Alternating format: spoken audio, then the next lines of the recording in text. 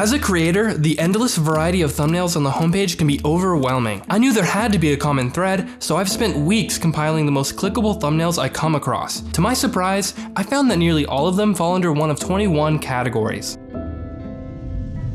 Of course, you can't talk about thumbnails without mentioning Mr. Beast, because he's one of the best in the world at packaging videos, but he's not alone. Within the shock and awe genre he popularized, other creators like Eric have found massive success. Part of the reason a thumbnail like this works so well is because of how extreme it is, and like it or not, the YouTube homepage often resembles an amusement park. The fastest and scariest ride gets all the attention. To show you what I mean, let's reference two nearly identical examples. They're both videos about being buried alive, and actually the smaller channel posted theirs a month earlier. Already, you might have noticed the biggest difference. Jimmy's face is bigger and much easier to read his expression. The green grass also pops out a lot more on dark mode, which 80% of viewers have enabled.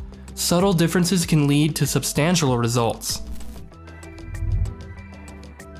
Often the shock value can come from a large amount of something, like millions of Orbeez or an object's high cost. These thumbnails place big numbers front and center, betting on them to get your attention.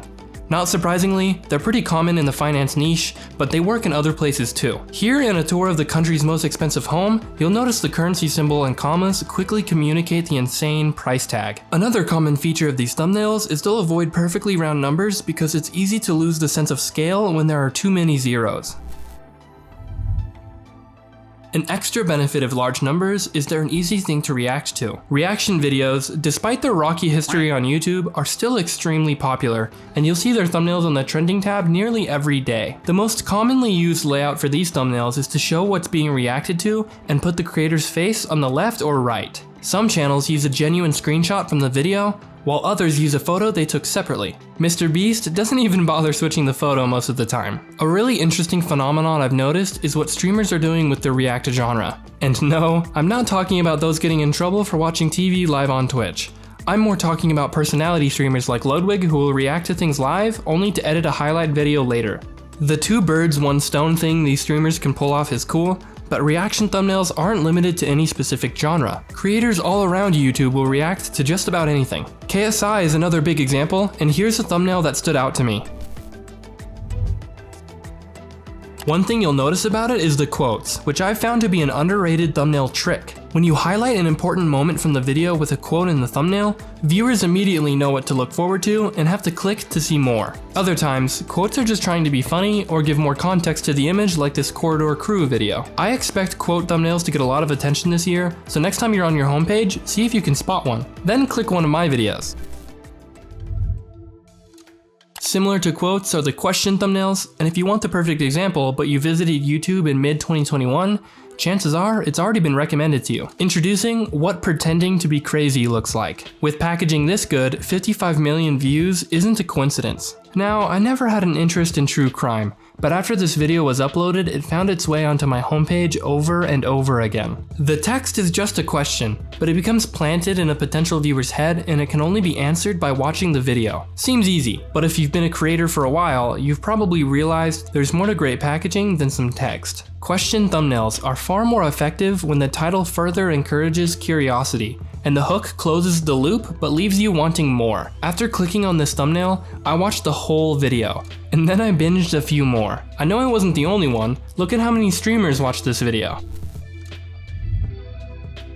But what if your thumbnail is the answer and the title is the question? I like to call this format a Jeopardy thumbnail. If the question seems controversial or surprising, then you're really onto something. There are a lot of people out there who believe salt lamps provide unbelievable health benefits, but Veritasium directly counters that opinion, and he doesn't hide it either. The title asks if salt lamps even work, and the thumbnail responds with a resounding no. Another popular example is from Kurzgesagt, who asks if you can fix climate change, and the thumbnail responds no, but with an asterisk. Of course, the asterisk is the entire video, and you have to watch it if you want them to elaborate. Kinda genius.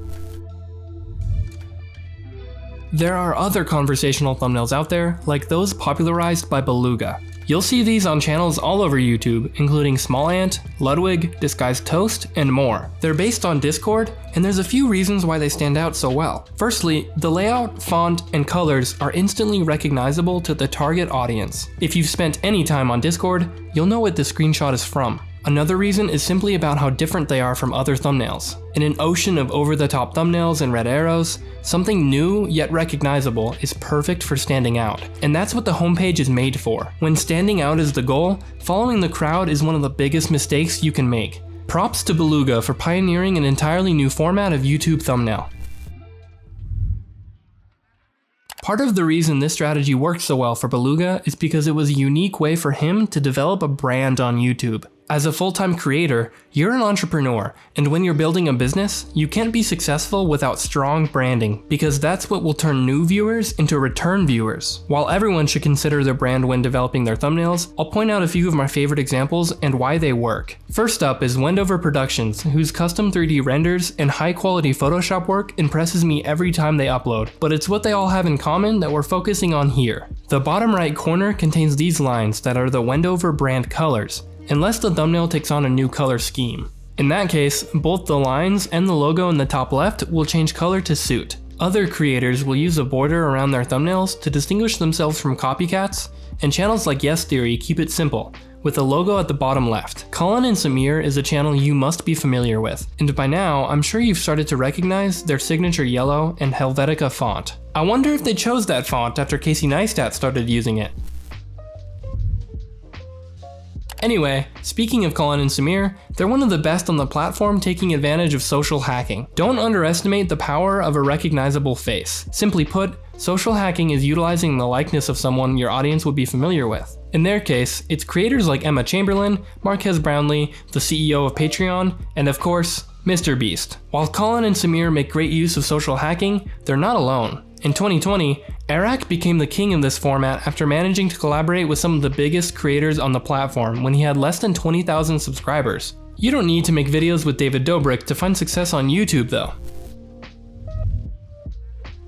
Coincidentally, Eric recently took advantage of the next thumbnail format, which is the high contrast thumbnail, or what I like to call the orange jumpsuit. These thumbnails use drastically different values to easily distinguish the subject from the background. Here, he's done it again with the desaturated icebergs in the background and the neon orange jacket. I downloaded this thumbnail on the day it was uploaded, and look at the difference in today's thumbnail. It's nearly red now. They already had a bright orange, but they increased the saturation even more about 12 hours after uploading. He didn't come up with this concept on his own though. These Eric thumbnails were directly inspired by Ryan Trahan's iconic video, World's Quietest Room. Besides the high contrast, another thing worth noting is the subtle expression on his face. He isn't exaggerating the emotion he wants to portray, and it feels very authentic because of that. The text at the top of this thumbnail acts like a header, which brings us to our next thumbnail format. The, you guessed it, header thumbnail. You might try this out for a thumbnail that needs more context in the form of text, but there's nothing in particular to point out. A channel commonly using header thumbnails is Kurzgesagt. Usually their illustrations do a great job standing out, but the flat vector style often needs text to explain the meaning of the image a little quicker.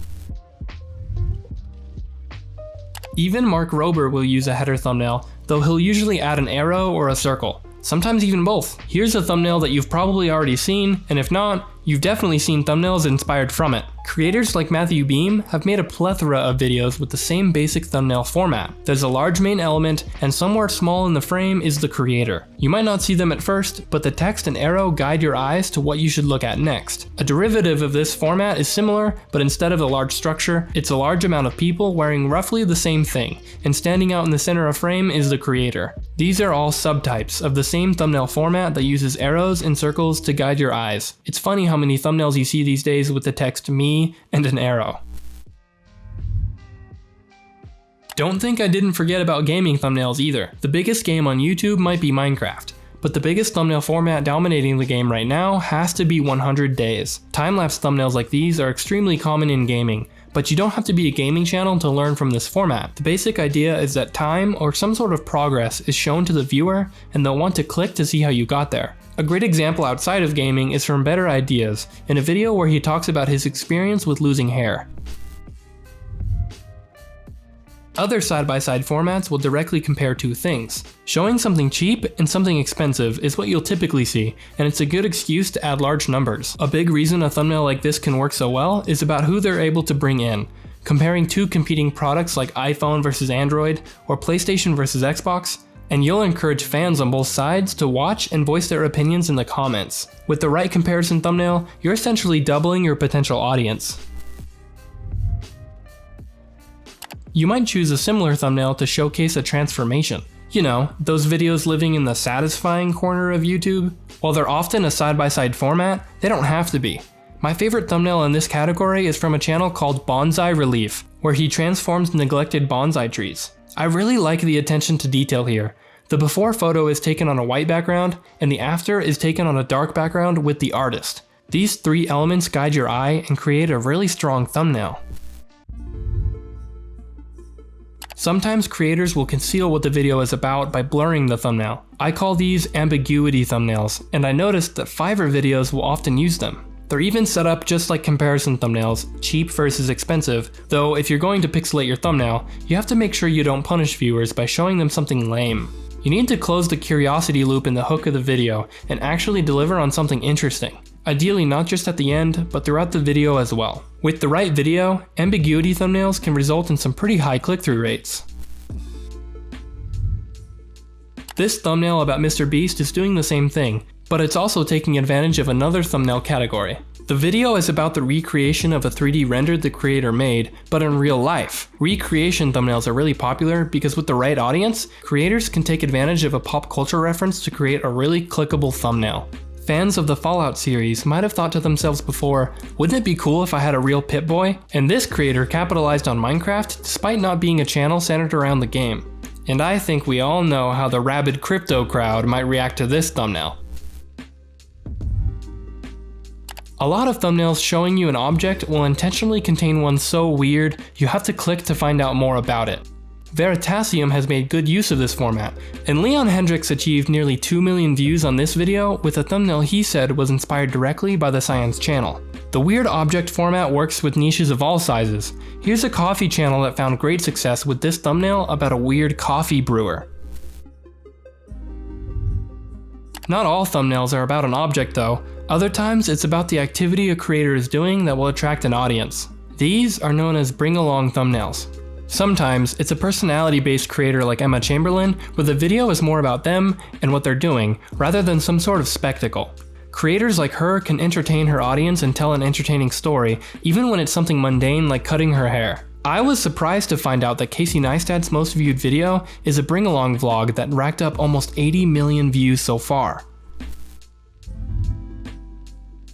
A thumbnail like this kind of speaks for itself, but when you need more context, why not just throw in a bunch of PNGs? Successful thumbnails in this category walk a fine line between busy mess and understandable at a glance. A common mistake I see on YouTube subreddits are busy thumbnails that are just confusing. So the key here is that the cutouts are quickly recognizable by the target audience, and ideally there's one central element you're meant to focus on. Here, Drew Gooden put a stroke around him, but none of the other elements, separating him from the rest of the background. Naturally, the opposite of cutout thumbnails would be popular as well, and those would be the single photo thumbnails. While they may look simple at first, the amount of planning and preparation needed to pull them off well is absurd. Matt Davella pioneered this format with his excellent thumbnails that effectively communicated the video topic in one image. He doesn't need text when there's a laptop, pen, paper, headphones, and a coffee cup to convey the concept of productivity. This format goes a layer deeper though. For example, the Better Ideas channel has a thorough understanding of what his audience is looking for. When Minecraft was surging in popularity again in 2019, he took the chance to make a video about procrastination and used this thumbnail. The school year had just started, and he knew that his audience of mostly high school to college-age males were probably procrastinating more than they wanted to admit. This is a creator who is acutely aware of what his community is thinking. The reason this thumbnail is so powerful isn't just because of its simplicity, but it's the laser-focused relatability that's so effective. You might have noticed I talked about more than just thumbnails in this video. While thumbnails are incredibly important, other things like titles, hooks, and most importantly your video concepts need to be carefully thought about. Watch this video to see how Eric develops his highly effective hooks.